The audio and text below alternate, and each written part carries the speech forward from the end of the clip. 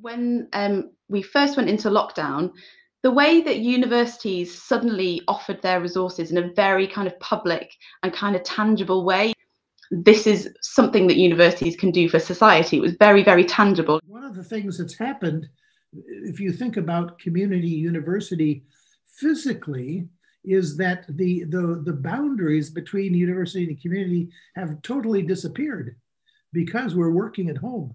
We are living in community, walking in our communities, so many people walking around.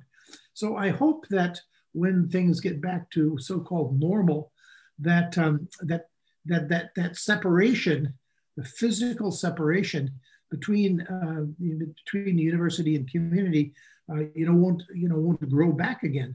It feels like everyone has embraced this truth that's always been there, that we're not these binary siloed individuals, but actually people are working with kids at home, people are working with mental health issues, people are working in strange spaces and times, and trying to find a way to balance what gives them fulfillment and what's important to them in a practical level,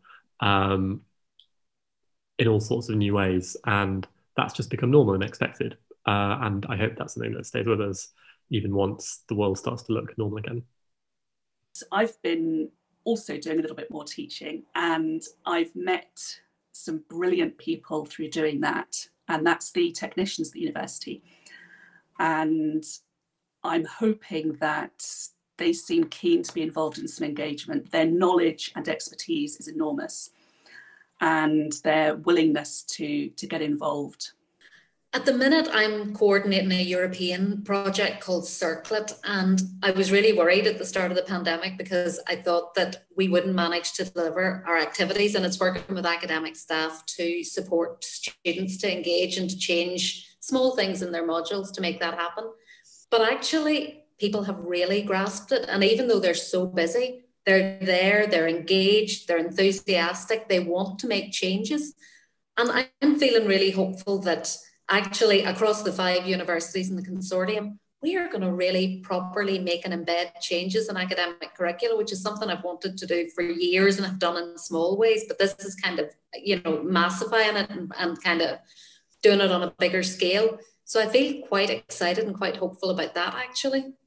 The Government of India finally announced in July a national education policy, which covers, of course, the entire gamut of education field, but has taken a lot of ideas of social responsibility, community engagement, responding to sustainable development goals.